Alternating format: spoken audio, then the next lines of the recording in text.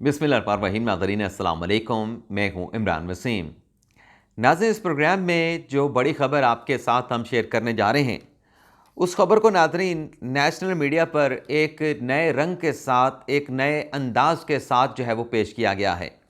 National media पे नाज़रीन ख़बर ये चलाई गई है कि chief justice of Pakistan उमरता Bandial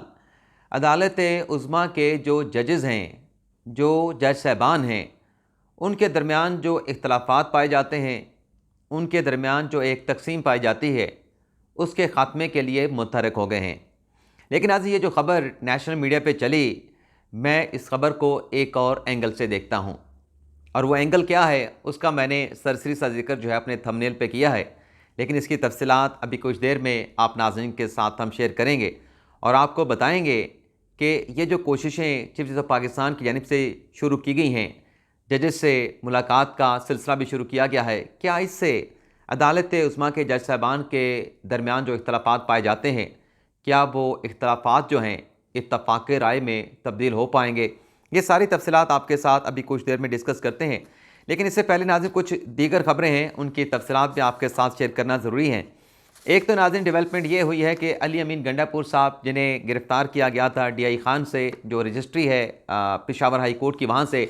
आज उन्हें इस्लामाबाद की मकामी अदालत में जुडिशल मजिस्ट्रेट के सामने, नूर खान के सामने पेश किया गया। प्रोसिक्यूटर की जानिब से उनके 5 रोज़ा जिस्मानी रिमांड की इस्तदा की गई, जबकि बाबर अवान जो कि वकील थे अली अमीन गंडापुर साहब के, उन्होंने उन्हें डिस्चार्ज करने की इस्तदा की। लेकिन जुडिशल मजिस्ट्रेट ने दोनों जानिब के वकला की जो आर्गूमेंट थे, जो प्रेस थे, उन्हें मसरत करते हुए अली अमीन गंडापुर को एक रोज़ के जिस्मानी रिमांड पर जो है पुलिस के हवाले कर दिया। यानी कल जो है अली अमीन गंडापुर को दोबारा अदालत के सामने जुडिशल मजिस्ट्रेट के रूबरू जो है वो पुलिस जो है वो पेश करेगी। इसके अलावा नाज़रीन तोशा खाना के मुकदमे में एक नई डेवलपमेंट हुई है, और वो नाज़रीन ये है कि जो तोशा खाना का मुकदमा है, जो कि इलेक्शन कमीशन की कंप्लेंट के ऊपर इमरान खान के ख़िलाफ़ दर्ज किया गया है कि चेयरमैन PTI इमरान खान जब वज़ीर आज़म थे तो बतौर वज़ीर आज़म उन्होंने करप्शन और करप्ट प्रैक्टिस की है। तो ये जो कंप्लेंट है इलेक्शन कमीशन की, इसकी जो हफ्ते के रोज़ समाअत हुई थी, इसका तहरीरी तफसीली फ़ैसला जारी कर दिया गया है, जिसमें नाज़रीन ये कहा गया है कि 11 अप्रैल को इमरान खान ज़ाती हैसियत में पेश होंगे, 8:30 बजे पेश होंगे, और अगर इमरान खान ज़ाती हैसियत में पेश ना हुए तो फिर उनके खिलाफ कानूनी कार्रवाई की जाएगी। अब इमरान खान के खिलाफ पेश ना होने पर कानूनी कार्रवाई क्या हो सकती है? इमरान खान के नाकाबिल ज़मानत अरेस्ट वारंट दोबारा से जारी हो सकते हैं। इमरान खान साहब की जो जायदाद है,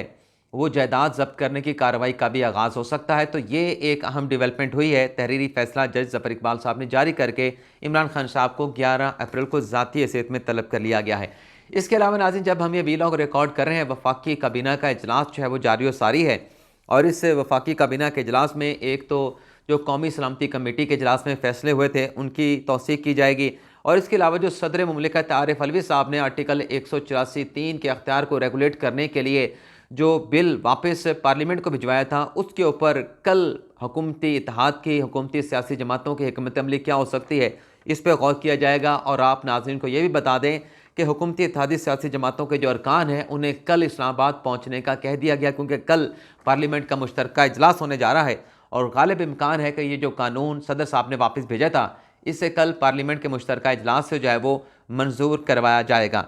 इसके अलावा नाज़रीन एक और ख़बर भी है, और वो है इमरान खान साहब का एक स्टेटमेंट है,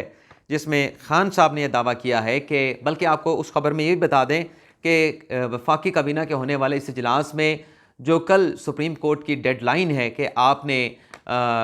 10 अप्रैल तक 21 अरब की amount election commission of Pakistan को देनी है। अगर ये 10 अरब की अमाउंट जो है 10 अप्रैल को ना दी गई या दे दी जाती है, दोनों सूरतों में इलेक्शन कमीशन जो है 11 अप्रैल को सुप्रीम कोर्ट में रिपोर्ट जमा करवाएगा। तो ये जो सुप्रीम कोर्ट का ऑर्डर है, इस ऑर्डर के ऊपर अब वफाकी हुकूमत के पास जो है वो 24 से 48 घंटों का वक्त है कि पैसे देने हैं, पैसे नहीं देने। तो जो भी होगा ये फिर 24 से 48 घंटों में क्लियर हो जाएगा कि मामला किस करवट बैठेगा। अगर तो पैसे दे दिए गए तब तो फबिया, लेकिन अगर पैसे ना दिए गए तो फिर 48 घंटों के बाद हुकूमत के ख़िलाफ़, हुकूमती इदारों के ख़िलाफ़, मुतल्लिका हुकाम के ख़िलाफ़ जो है अदालत की कार्रवाई जो है वो इनिशिएट हो सकती है। लेकिन इसके साथ साथ अगर पार्लियामेंट के मुश्तरका इजलास से ये बिल 184(3) का अगर पास हो जाता है, तो इस सूरत में हमारे जो चीफ साहब हैं उमरता बंदयाल साहब, उनके पास भी फिर 10 दिन रह जाएंगे, और 10 दिन के बाद ये जो उनका आर्टिकल 184(3) का अख्तियार है वो फिर उनका अकेले का अख्तियार नहीं रहेगा। जैसे कि मंसूर अली शाह साहब ने लिखा था अपने नोट में कि सुप्रीम कोर्ट में वन मैन शो चल रहा है, तो वन मैन शो ख़त्म हो गए, ये एक 3 रुकनी कमेटी बन जाएगी जो सुप्रीम कोर्ट में आर्टिकल 184(3) के मुकदमात को रेगुलेट करने, नोटिस कैसे लेना है, नोटिस के लिए क्या चीज़ें की जाएंगी, फिर बेंच कैसे बनेगा, फिर 3 रुकनी कमेटी जज साहबान की जिसमें चीफ जस्टिस ममता बंदयाल साहब होंगे, काजी फाइज ईसा होंगे और जस्टिस सदा तारिक मसूद होंगे। ये कमेटी जो है फिर तय करेगी कि ये सो मोटो के केसेस को कैसे रेगुलेट करना है। अब आ जाते हैं कि जो ख़बर चली है कि चीफ जस्टिस ऑफ पाकिस्तान ने कोशिशें शुरू कर दी हैं कि जजेस के जो इख्तलाफात हैं उनको ख़त्म किया जा सके। सबसे पहले तो ख़बर आपको पढ़ के सुनाना ज़रूरी है, फिर इसका एनालिसिस भी करेंगे और फिर इसके हवाले से कुछ और चीज़ें भी हैं। एक नाज़रीन देखें, ख़बर ये चली है कि चीफ जस्टिस की जजेस से अलग अलग मुलाकातों का सिलसिला जारी। अच्छा, मैं साथ साथ एनालिसिस करता जाता हूँ। चीफ जस्टिस ने आइंदा हफ्ते के बेंचेस इख्तलाफात का तासर ख़त्म करने और इत्तफ़ाक़ राय को फ़रोग़ देने के लिए तश्कील दिए हैं। अब इसमें जो पहला बेंच है उसमें यह है कि चीफ जस्टिस के साथ कहा गया है कि जस्टिस याह्या अफरीदी और जस्टिस अत्तर मिन्ना को शामिल किया गया है चीफ जस्टिस ने, यानी अपने बेंच में वो दो जजेस जिन्होंने इख्तलाफ किया चीफ जस्टिस के फैसले के साथ याह्या अफरीदी और अत्तर मिन्ना को शामिल किया है। अब ये जो अत्तर मिन्ना साहब को याह्या अफरीदी साहब को शामिल किया है, ये तो चलें ठीक हो गया, ये बात हम मान लेते हैं, चलें जी इत्तफाक़ राय पैदा करने के लिए इख्तलाफात के लिए ख़ात्मे किया गया होगा। लेकिन दूसरा जो बेंच है जिसमें ये कहा गया कि जस्टिस काजी फाइज ईसा के साथ जस्टिस मोहम्मद अली मज़र को बेंच का हिस्सा बनाने भी इसी सिलसिले की कड़ी है। क्या ये जस्टिस मोहम्मद अली मज़र साहब जो हैं ये पहली मरतबा जस्टिस काजी फाइज ईसा के साथ बेंच में बैठे हैं? ये तो इससे पहले भी बेंच में बैठे रहे हैं जस्टिस काजी फाइज ईसा के साथ जस्टिस मोहम्मद अली मज़र साहब, पिछले कई हफ्तों में बैठे हैं, ये कोई पहली मरतबा तो नहीं बैठे। और फिर ये कहा गया इस खबर में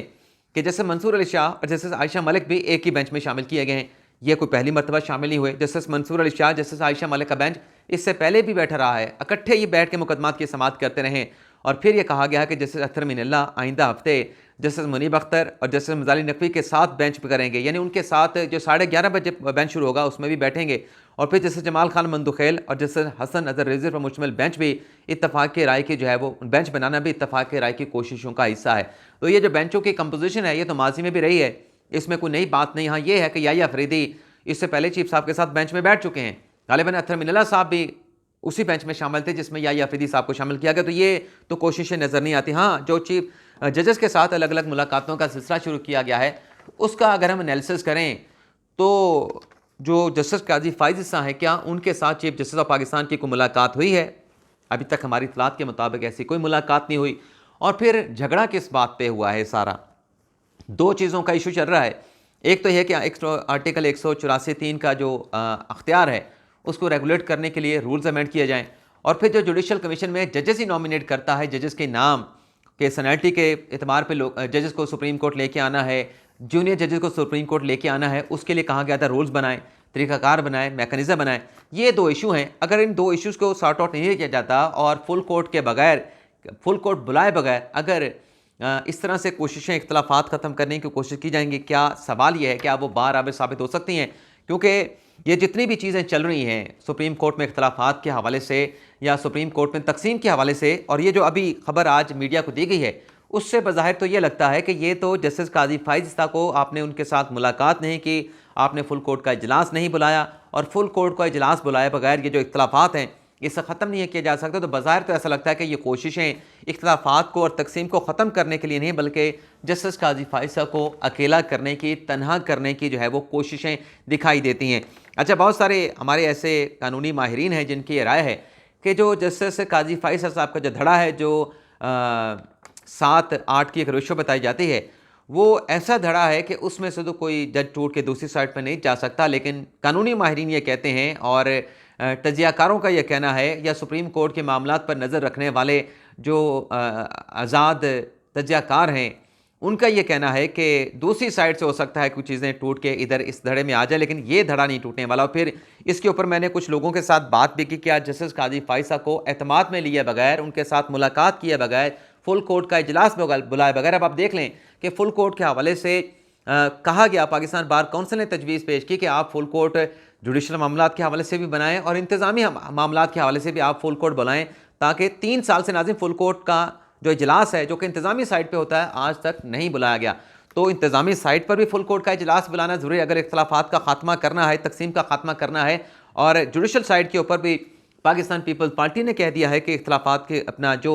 हमारा कोई महाज राय का मकसद नहीं सुप्रीम कोर्ट के साथ, हम तो कहते हैं कि फुल कोर्ट बना के फैसला कर दें, हमें काबिल कबूल होगा। नेशनल पार्टी के सरबराह अब्दुल मालिक बलोच ने भी कहा है कि मसला हल करने का जो एक वे आउट हो सकता है वो यही है कि चीफ साहब जो हैं फुल कोर्ट तश्कील दे दें। और यही बात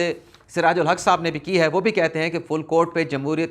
फुल कोर्ट का मुतालबा जमहूरियत पसंद सियासी जमातों ने किया है। और फिर चौधरी सरवर और सिराजुल हक ये भी कहते हैं कि अगर 2 सूबों में इलेक्शन हुए तो ये मजाक भी होगा, और 2 सूबों में इलेक्शन करवाना केपी और पंजाब में ये मुल्क की सालमियत के लिए जहरी कत्ल होगा। तो इस किस्म के हालात तो बनना शुरू हो चुके हैं कि फुल कोर्ट के बगैर अगर ये चीज़ें करने की कोशिश की गई तो लगता नहीं है कि मामला सॉर्ट आउट हो पाएगा, बल्कि इसका यही तासुर लिया जाएगा और ये तासुर आएगा, ये तासुर लिया जाएगा कि ये जस्टिस काजी फायसा को अकेले करने की कोशिश है, ये जस्टिस काजी फायसा को तन्हा करने की कोशिश है, ये जस्टिस काजी फायसा का जो धड़ा कहा जाता है उससे बंदे तोड़ के अपने ग्रुप में ले जाने की एक कोशिश है की जा रही है। लेकिन मैं बजाय इसके कि मैं खुद इस पर कमेंट करूँ, अगर इख्तलाफात को ख़त्म करना है तो फिर फुल कोर्ट का इजलास भी बुलाना होगा, जस्टिस काजी फायसा को अपने साथ भी बिठाना होगा। आम तौर पर नाज़रीन सुप्रीम कोर्ट में हमने ये देखा है कि जो सीनियर प्यूनी जज होता है, जैसे जस्टिस काजी फायसा हैं, वो यानी चीफ जस्टिस बाकी मामला को देख रहे होते हैं, बेंच कैसे बनना है, कौन सा केस लगना है, कैसे लगना है, लेकिन जो इंतज़ामी मामला होते हैं वो सीनियर प्यूनी जज के पास होते हैं। लेकिन हमने ये देखा है कि ऐसे जो इंतज़ामी मामला हैं वो जस्टिस काजी फायसा को नहीं दिए गए। और ये जो इख्तलाफात हम सुप्रीम कोर्ट के जजेस में देख रहे हैं, 2016 के इख्तिताम तक, 30 दिसंबर 2016 तक ये इख्तलाफात ऐसे नहीं थे। जस्टिस काजी फायसा के सामने 3 रुकनी बेंच भी बनते थे, जस्टिस काजी फायसा के सामने बड़े अहम मुकदमात की समाअत भी होती थी। लेकिन 2018 से ऑनवर्ड अगर हम देखें तो इक्का दुक्का केस आपको जस्टिस काजी फायसा के बेंच में जो कि कौमी अहमियत का होगा, नेशनल अहमियत का होगा या अवामी मफाद आमा का, अवामी दिलचस्पी का होगा, आपको इक्का दुक्का केस जो है जस्टिस काजी फायसा के सामने समाअत के लिए मुकर्रर होता हुआ जो है वो आपने विटनेस किया होगा। लेकिन बज़ाहिर यानी इसके अलावा जस्टिस काजी फायसा के बेंच में जो केसेस लगते हैं वो ऐसे होते हैं कि माजे गामे के केसेस लगते हैं, 2 मरले के, 3 मरले के। लेकिन जो अहम केसेस होते हैं वो केसेस भी हैं वो बाईपास होते हैं जस्टिस काजी फायसा के बेंच से होते हुए वो और बेंचों में लग जाते हैं। तो ये अगर तमाम चीज़ें सेटल करनी है, और हमसे ज़्यादा खुशी किसको होगी अगर सुप्रीम कोर्ट के जज साहिबान के माबाइन इख्तलाफात ख़त्म हो जाते हैं और एक स्मूथ फंक्शनिंग शुरू हो जाती है, तो हमें तो सबसे ज़्यादा खुशी होगी। और हमारा दिल उस वक्त कुड़ता है जब जजेस के इख्तलाफात सामने आए, तो सबसे ज़्यादा कुड़ भी हम रहे होते हैं। और अगर इत्तफाक राय हो जाता है तो खुशी भी हमें होगी। लेकिन ये जो कोशिशें हमें नज़र आई हैं, इससे तो नहीं लग रहा कि इख्तलाफात ख़त्म हो पाएंगे। हाँ, दब सकते हैं कुछ देर के लिए, लेकिन इसे ख़त्म करना जो है मुझे नहीं लगता कि मुमकिन हो पाएगा। इसके अलावा नाज़रीन आपको ये भी बताना है कि ये जो खबर आई है कि ऐसी कोशिशें शुरू की गई हैं, इसको आप अगर कंपैरिजन करें एक और डेवलपमेंट के साथ, यानी जो बेंच बनाए गए थे ये नाज़रीन बनाए गए थे जुमे के रोज़, यानी जुमे के रोज़ ये 9 बेंच तश्कील दिए गए कि काजी साहब के साथ वो बैठेगा, चीफ साहब के साथ फलां जजेस बैठेंगे, बाकी जजेस फलां बेंच में बैठेंगे। तो अगर ये कोशिशें थीं तो ये कोशिशें भी स्पॉइल हो गई। इन कोशिशों को भी जो है एक नुकसान पहुंचा, एक जक लगी, एक चोट पहुंची, जब कल जस्टिस काजी फायसा का जो एक नोट था उस नोट को पहले सुप्रीम कोर्ट की वेबसाइट पे जारी किया गया और फिर इस नोट को जो है सुप्रीम कोर्ट की वेबसाइट से जो है वो हटा दिया गया। तो इससे भी बड़ा एक तासुर गया है कि सुप्रीम कोर्ट में इख्तलाफात हैं। और अगर ऐसी कोशिशें हो रही थी तकसीम को ख़त्म करने की, इख्तलाफात को ख़त्म करने की, तो वो तो जुमे से शुरू हुई थी। लेकिन कल जो फिर ये जो एपिसोड हुआ कि जस्टिस काजी फायसा का फैसला ही वेबसाइट से हटा दिया गया, क्या उन कोशिशों का नुकसान नहीं पहुंचा होगा, ये भी सवाल मौजूद है। और फिर इसके साथ साथ नाज़रीन ये जो फुल कोर्ट के बाद सियासी जमातें कर रहे हैं कि फुल कोर्ट बनाएं, फुल कोर्ट बनाएं, फुल कोर्ट बनाएं,